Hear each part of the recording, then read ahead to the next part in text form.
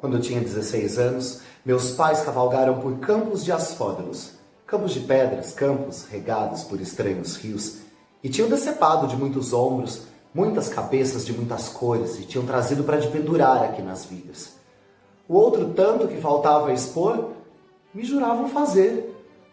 Mas como eu era muito jovem para cavalgar com eles pela África, pela França, eu sempre fugia de minha mãe dos pavões do jardim, para me esconder no sótão, para atacar e atravessar e esfatiar o ar com golpes da minha espada.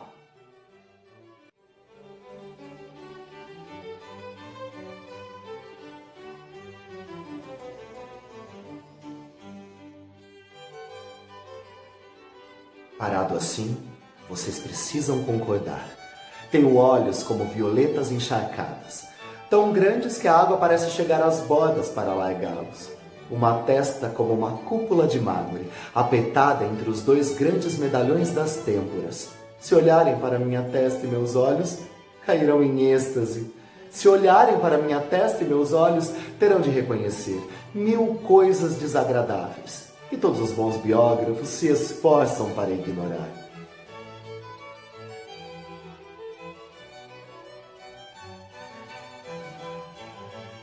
Mas, prosseguindo, encolhi lentamente meu pescoço e sentei-me à mesa com ar semiconsciente da rotina de me pôr sentado aqui todos os dias da minha vida, neste mesmo horário.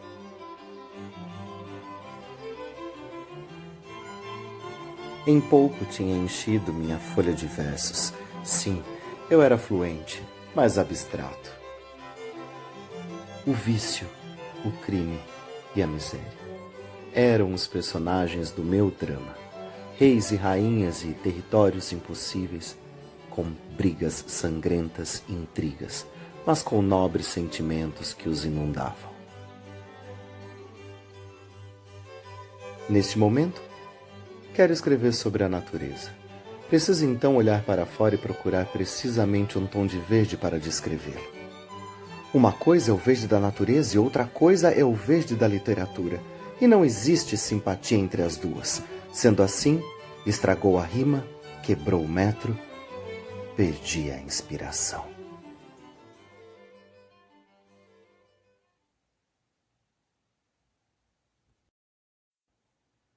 Pegarei minha capa então e sairei, mas pretendo não encontrar ninguém pela rua.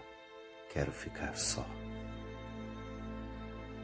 Nessa transitoriedade do verão, gosto de sentir debaixo do meu corpo a terra, no chão aos pés do carvalho. Quero me sentir firme, preciso de algo que amarre o meu incerto coração.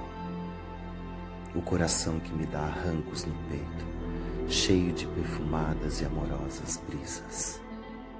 Quero me amarrar ao carvalho e ficar aqui descansando, fazer o tumulto que me segue serenar a todo o redor.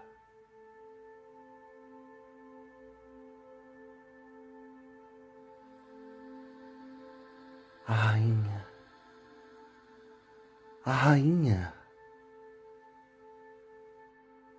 Por atalhos cheguei até a escadaria do salão do banquete a 5 acres de distância do outro lado da casa.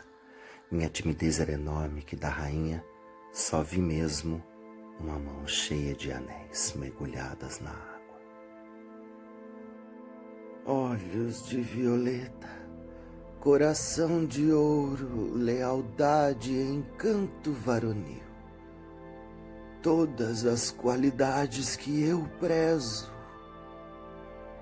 Quero pôr, enfim, em meu testamento, a assinatura e selo da doação da grande casa monástica, que havia sido do arcebispo e depois do rei, e agora será tua, Orlando.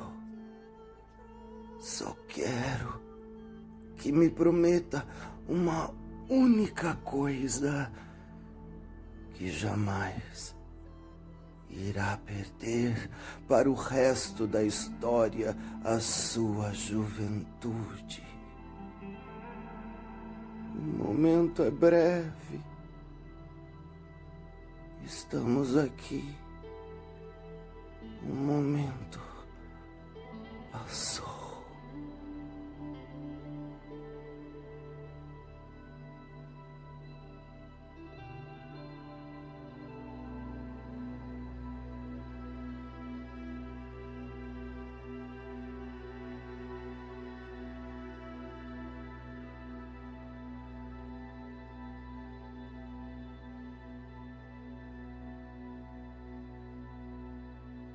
Eu sou jovem, eu sou rico, eu sou belo.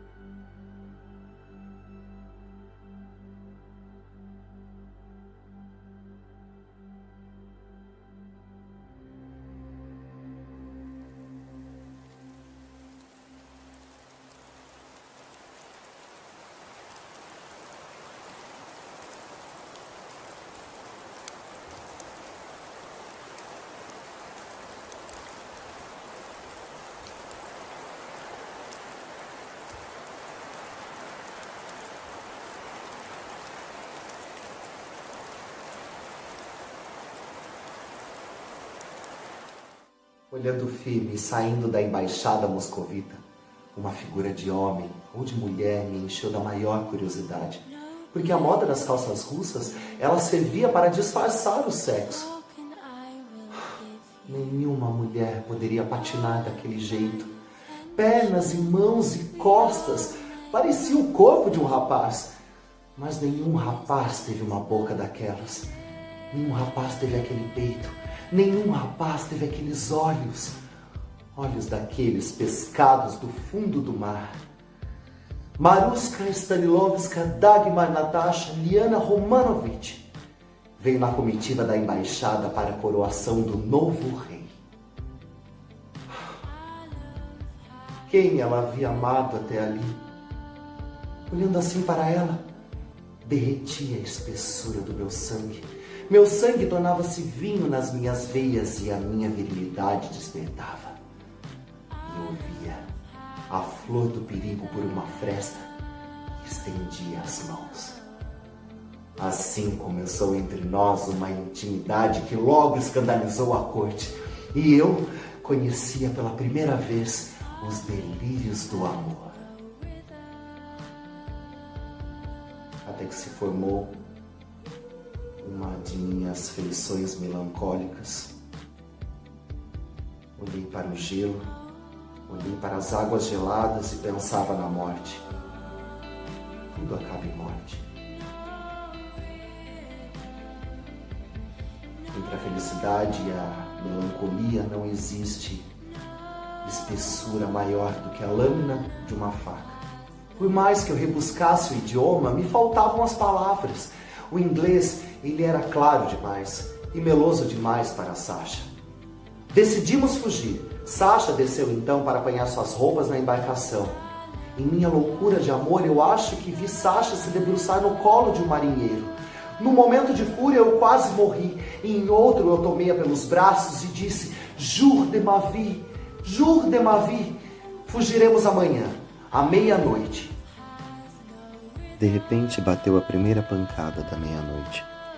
Bateu 4 vezes mais e, na superstição de um amante, estabeleci que ela chegaria ao soar da 6ª pancada. E se passaram a 7ª, a 8ª, e na minha mente opressiva as pancadas anunciavam morte e desgraça. E na 12ª, percebi que minha sentença estava selada. Mas ela podia estar atrasada, podia estar detida, podia ter errado o caminho, mas o meu coração sensível e apaixonado sabia a verdade. No meio da minha desgraça interior desciam placas de gelo. O rio naquela noite conquistara a sua liberdade.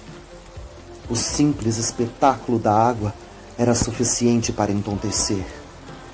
Tudo era tumulto e confusão, uma avalanche de gelo e água. Durante um tempo, eu não pude fazer nada senão observar e depois dei esporar em meu cavalo e firme fui do rio em direção ao mar. E os navios todos estavam ali ancorados, menos o russo, que eu não avistava. Por um momento pensei que tivesse afundado, mas ao longe pude ver o mastro principal do navio moscovita partindo e, sem pensar, me atirei do cavalo nas águas que me cobriam os joelhos e devolvi à infiel mulher todos os insultos que sempre recebera do seu sexo. Falsa, inconstante, volúvel, demônio, adúltera, traidora!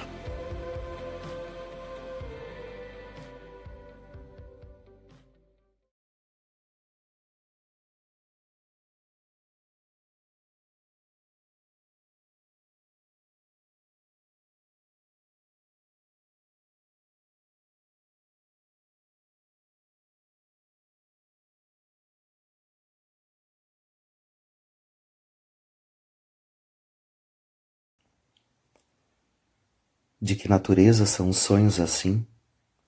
Serão medidas reparadoras? Terá o dedo da morte que pousar de vez em quando no tumulto da vida para evitar que ela se despedace? Será que devemos, nessa condição, receber pequenas doses diárias de morte para poder prosseguir com a vida? Se for assim, qual a natureza da morte e qual a natureza da vida? E depois de esperarmos mais de meia hora por uma resposta, continuemos com a narrativa. No 7º dia, eu acordei, no mesmo horário como de costume. Teria morrido eu por uma semana e ressuscitado depois? Quando eu era criança, fui encontrado várias vezes à meia-noite, lendo a página de um livro. Me tiravam a vela e eu criava vagalumes para continuar a ler. Tiravam os vagalumes e quase pegava fogo a casa. Um infeliz, atingido pelo amor e pela literatura. Deixe os livros para os paralíticos e moribundos, porque uma vez que a doença de ler invade o organismo, enfraquece o homem, a ponto de torná-lo presa deste outro aflito que domina o tinteiro que apodrece a pena do desgraçado que se dedica a escrever.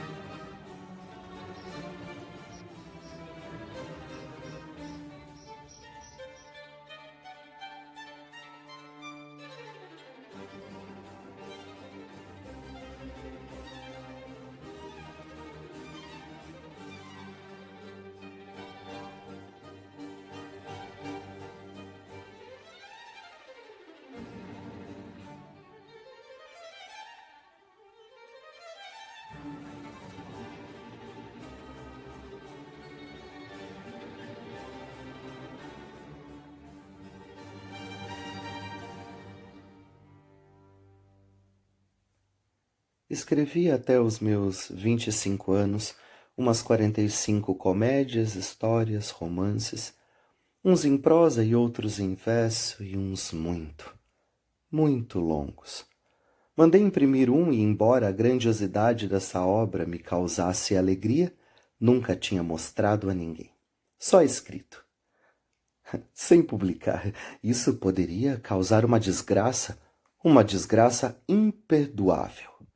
A memória é uma costureira caprichosa. A memória faz a agulha correr para cima e para baixo, para dentro e para fora, de um lado e para o outro. A memória é inexplicável. Mas todo esse matar e acampar, caçar, cavalgar, comer, o que restava? A glória de um homem que escreveu um livro e o publicou superava todas as glórias de sangue e posição, e me orgulhava que sempre me chamaram de literato o meu amor aos livros e à solidão.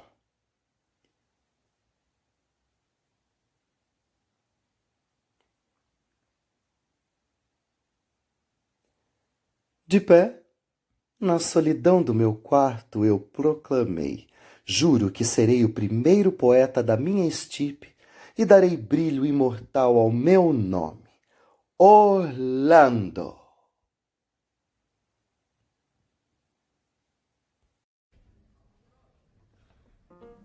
Eu tinha um amigo em Londres muito bem relacionado com esses poetas e que poderia me apresentar alguém dessa bendita classe.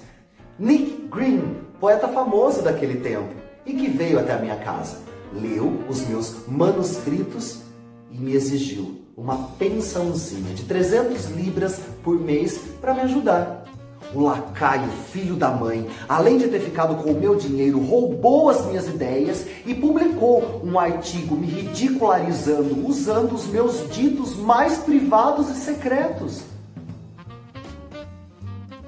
Assim, Aos 30 anos, quando era fidalgo, percebi que a literatura era uma farsa. Queimei numa fogueira enorme 57 obras poéticas, menos o Carvalho, que era muito curto, mas era o meu sonho de adolescente.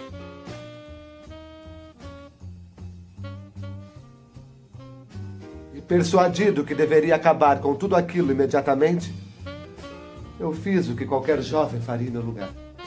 Eu pedi para o rei Carlos que me encaminhasse como embaixador extraordinário para Constantinopla.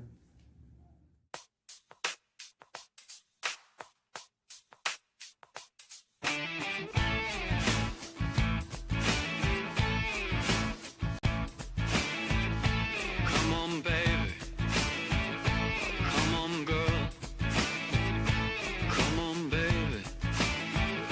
Come on, girl. I love you, baby. I love you now. I love you, baby. I love you now. Look at us, we're beautiful. All the people push and pull. Agora que eu estou na flor da idade, eu parei e pensei. Eu tenho o poder de atrair admiração, de prender o olhar. Este poder é precioso. Feitiçaria! 1 milhão de luzes ardem em mim, sem eu ter o trabalho de acender nenhuma. Eu tornei minha admiração de algumas mulheres e de alguns homens. E não era preciso que tivessem falado, nem me visto. Eles imaginavam, principalmente num cenário romântico ou num pôr do sol. E como eu comecei a correr com as minhas obrigações incansavelmente, o rei Carlos, ele se interessou em me colocar no mais alto posto do pariato. Os invejosos disseram que isso só poderia ser tributo da amante, que viu minhas pernas quando eu pedi que me mandassem para cá. Mas como viu apenas por uma vez, eu acredito que além de minhas pernas, os meus méritos tenham conquistado o ducado. Eu desempenhei um papel importante na vida pública do meu país, cumprindo com as minhas obrigações, como atestam nas ordens do banho e do seu ducado.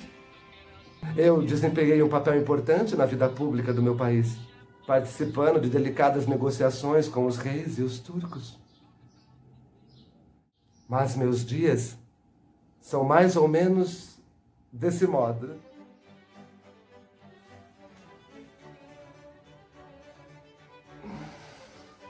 Acordo pelas 7. Eu me envolvo num longo casaco turco, acendo meu charuto e fico com os cotovelos no parapeito. Eu fico assim, a mirar a cidade em profundo êxtase. Eu pergunto-me às vezes, será que alguns dos meus antepassados não teria se relacionado com uma camponesa cigana?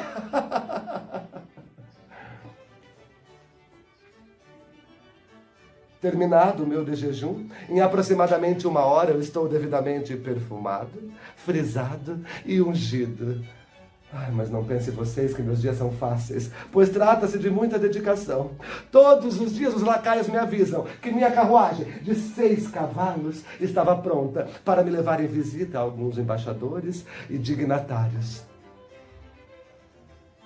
Um homem, vestido de roxo, cheio de plumas na cabeça, corria desnecessariamente pelo salão e então batia com o leque para a porta do salão principal se abrir.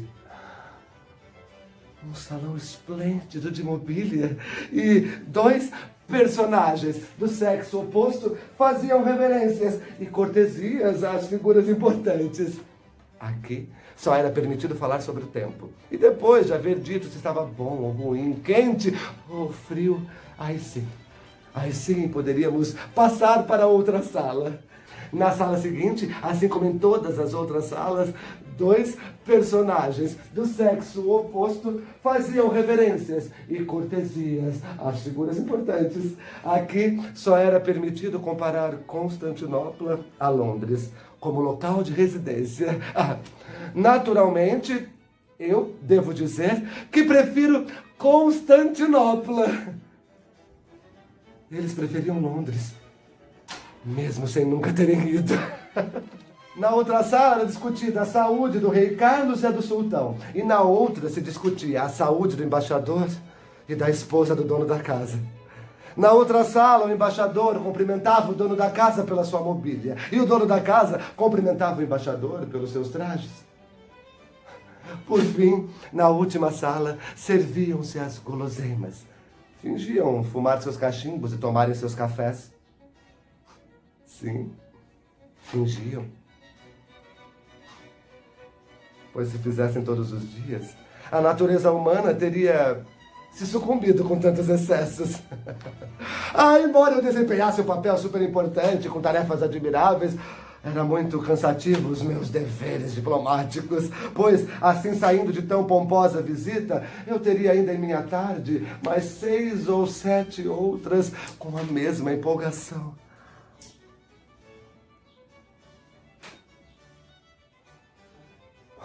Assim, existem rumores e lendas a respeito de minha vinda a Constantinopla. O que comprova que eu, na flor da idade, eu tenho o poder de cativar, de se fazer lembrança. Um poder misterioso, composto de minha beleza, do meu nascimento e magia. 1 milhão de luzes ardem em mim sem eu ter o trabalho de acender nenhuma. Levantemos um brinde ao fim do jejum do Ramadã, a esta belíssima cerimônia, a ordem do banho e a carta de nobreza. E ao rei Carlos, que me eleva ao mais alto posto do Pariato. Um brinde! E com extraordinária majestade e graça, me inclinei profundamente e depois ergui com altivez o áureo círculo de folhas de morango em minhas mãos e coloquei na minha fronte, com gesto que quem viu nunca mais esqueceu.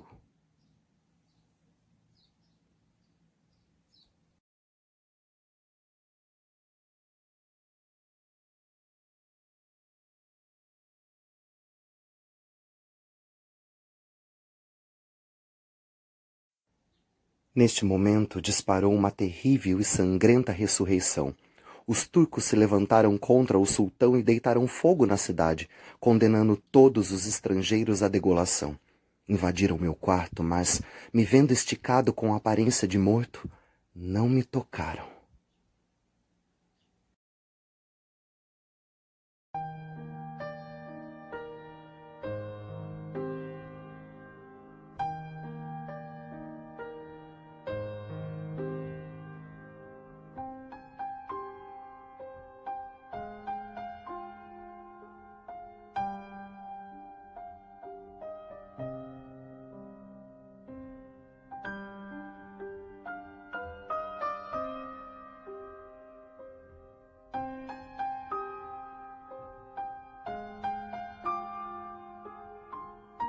Podemos aproveitar esta pausa para algumas declarações.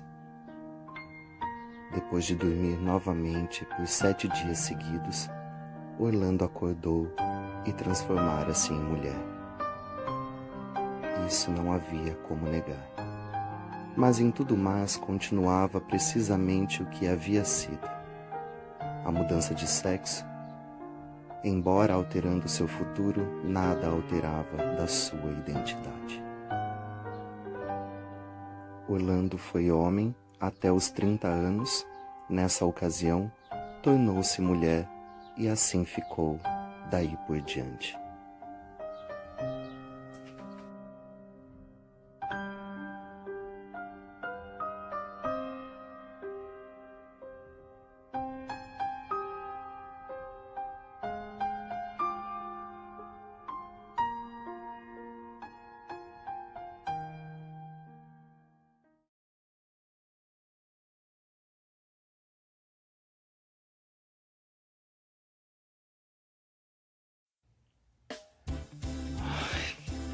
Estas saias são uma praga. Mas confesso que nunca vi minhas pernas tão favorecidas como agora. Nem forro com brocado tão bonito. Eu posso pular de um navio e nadar com essas roupas? Já se passaram mais de 100 anos. Naquele tempo, eu perseguia. Agora escapo. Qual o êxtase maior? O do homem ou o da mulher? Não seria o mesmo? Certamente que não. Isto é mais delicioso. Mas se uso saia e não posso nadar, terei de ser salva por um marinheiro? Meu Deus! O que farei agora? Bem, estando na Inglaterra e usando saias, posso servir chá. Posso até perguntar aos meus senhores como eles preferem, com açúcar ou com creme? Com creme ou com pouco açúcar? Com açúcar e pouco creme? Com limão! Os homens nos enlouquecem, nos deixam mais loucas. No entanto, por mais castradas que somos, melhor estar livre da missão ao poder, desde que possa fugir para a plenitude do mais sublime arrebatamento do espírito humano. Contemplação, solidão e amor. Graças a Deus, eu sou uma mulher. Embora, sendo uma mulher, era ainda uma mulher que eu amava. E por mais que o desembarque fosse um alívio, significava também escravidão, significava convencionalismo, significava algemar meu corpo, conter a minha língua. Os penhascos da Inglaterra, a vista da terra natal. Por mais que eu tentasse me conter, surgiram lágrimas nos meus olhos, lembrando que o choro se assenta melhor nas mulheres.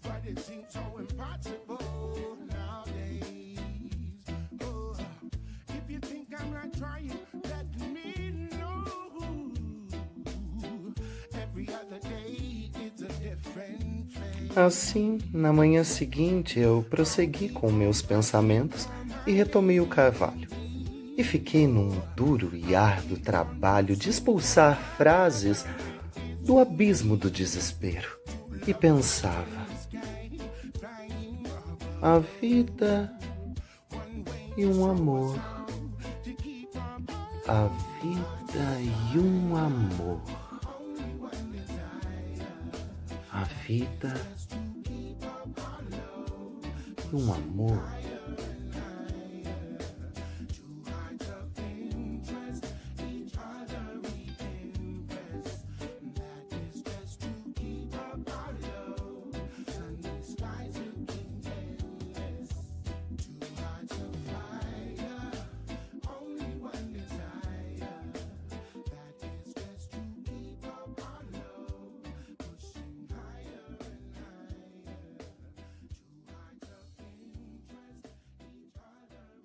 É muito agradável tomar um chá em presença de tão encantadora dama. As mulheres não têm desejos, só simulações. Na realidade, as mulheres são crianças crescidas. Considera a mulher um animal formoso e romântico, que deve ser adornado com peles e plumas, pérolas e diamantes. Francamente, a maioria das mulheres não tem caráter. A dama se ruboriza, está calada. Perfeito. A cada passo eu lançava nervosamente um olhar, temendo que algum vulto masculino estivesse escondido atrás de um bosque, ou uma vaca, prontos para me atacar. Mas só haviam pássaros azuis voando no céu, e fez a pena de um deles cair como um aço e parar no chão. Adoro penas azuis, de pássaros silvestres das gralhas quando voltam. Foi aí que um ar soprou alguma coisa em meu espírito, Eu me reanimei e senti uma enorme vontade de acompanhar os pássaros para o resto do mundo e fazer colher todos os meus esquecimentos, só ouvindo o seu riso rouco no alto. Eu apertei o passo, corri, tropecei e caí, e naquele momento eu torci meu tornozelo e eu não pude me levantar. Foi aí que um homem estremeceu e o seu cavalo parou, quase em cima de mim. O nome desse homem era Shell, como pérola. Ele era um velejador, um grande navegador, sempre nas garras do furacão. Ele parou, com o seu cavalo quase em cima de mim, e me perguntou: Senhora, a senhora está ferida? Eu olhei para ele e disse: eu estou morta. Pensei, morta de amor. E minutos depois, estávamos noivos. E na manhã seguinte, foi aí que eu perguntei o seu nome. E eu nem vi. Quando o aro dourado passava, de uma mão para a outra, até chegar na minha. Corri para o pátio, então, onde estava selado o cavalo do meu marido para ele montar. O cavalo deu um salto para o alto e eu gritei: Marmaduke, Bolt Rope, Shelmerdine. E as palavras, elas subiram e giraram, como grandes falcões selvagens, mais e mais alto, mais e mais longe, mais e mais depressa, até caírem e se espatifarem no chão. Como vocês notaram, eu estava caminhando e de repente tudo mudou.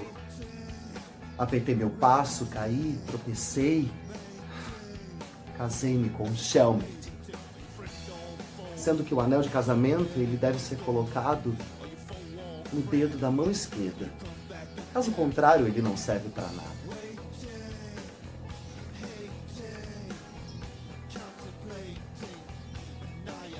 Às vezes, o meu comportamento ele me preocupa por conta do espírito da época. Mas e se o espírito da época investigasse o conteúdo da minha mente e visse que eu escapei por um triz? Mas eu nunca me senti tão feliz como agora, encontrando um amor, amando a natureza, morando no campo, não sendo satírica, nem cínica, nem psicótica. Eu consigo entender agora que uma escritora como eu precisa estar em pleno acordo com o espírito da época, nem combater, nem submeter-me a ele, mas pertencer a ele. Sendo assim, eu podia escrever. Que dia é hoje? Que ano é hoje? É o momento presente. Pode haver revelação mais terrível do que essa de que este é o momento presente? O tempo tem passado por cima de mim, que coisa estranha. Nada mais é como era antes. O que se vê começar com dois amigos atravessando a rua, não se vê terminar. E depois eu tomo um elevador pelo simples fato da porta estar aberta. A verdadeira textura da vida agora ela é mágica. Antigamente se sabia exatamente como cada coisa era feita. No século XVII, no século XVIII, mas aquilo foi voando, voando. E aqui eu vejo homens voando e eu mal posso entender como funciona tudo isso. Será que de fato eu existo no presente? Porque se há 76 tempos pulsando aqui, dentro da minha cabeça, duas pessoas não virão tempo algum um no outro. Orlando! Orlando! Chamei hesitante, com medo que a pessoa que eu procurasse pudesse não estar ali. Orlando! Preciso de outro eu. Estou cansada deste. Daí as mudanças terríveis que vemos nas pessoas. Orlando! Eu chamei Orlando, mas ele não veio. Então eu decidi chamar por outro qualquer, já que eu possuo uma enorme quantidade de chamar. Posso chamar o menino que amarrou o coração ao carvalho e que entregou à rainha uma escudela com água e rosas. Ou posso chamar pelo garoto que se apaixonou pela moça de calças russas, Sasha. Ou pela embaixadora das letras, ou pela moça apaixonada pela vida, ou pela mulher que amava o mar, Shelmardine. Ou pela morte, já que morremos um pouco a cada dia. Eu posso chamar por qualquer um deles. Mas quem? Quem eu posso chamar? Eu, um homem, uma mulher, com 40 anos, no seu carro com o seu filho, seria eu mais nobre? Meus antepassados, sou orgulhosa deles sim. Gananciosa, voluptuosa, depravada, serei assim? Não me importa, nem um pouco se sou. Se dizem que sou, aí sou sim. Generosa? Isso não conta. Preguiçosa? Ficar na cama uma manhã inteira só ouvindo os pássaros cantar. Mimada? Não sei. Faz tanto tempo que eu não choro. Da natureza. Eu amo a natureza. As árvores que crescem há milhares e milhares de anos. Das pessoas eu não sei. As vaidosas, as sonhadoras, as que contam vantagem, as que mentem. Fama. 7 edições. Do Carvalho. Capas de jornais, revistas, entrevistas, lives. Um poeta, um charlatão.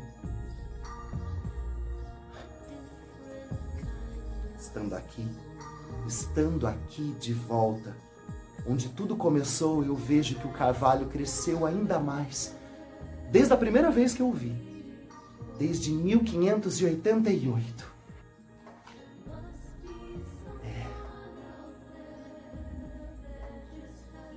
Aqui eu escrevi os meus primeiros versos. Aqui eu me casei e aqui eu quero ser enterrada. Porque eu acredito em nenhuma forma única, mas sim eu, única e íntegra, superfície maior entre o céu e a terra, estimulada sim, mas pelo amor presente. Eu começo a entender, sabe, cada vez mais como tudo isso funciona e entrego isso como um tributo à terra. Sim, porque pela terra me foi dado. O modo como se dizem as palavras para mim pouco me importam. O que tem a ver o elogio com a fama e a poesia? O que tem a ver as 7 edições com o valor do livro? A noite chegou e eu não preciso mais desmaiar por conta da imensidão da sua profundidade. Ou por lembrar de uma moça de calças russas, ou um navio naufragando em pleno furacão.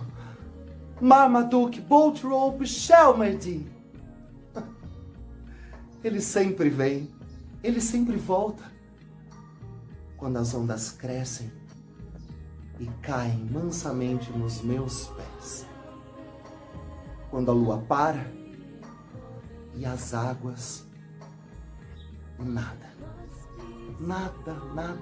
mais se move. Entre o céu e o mar e aqui.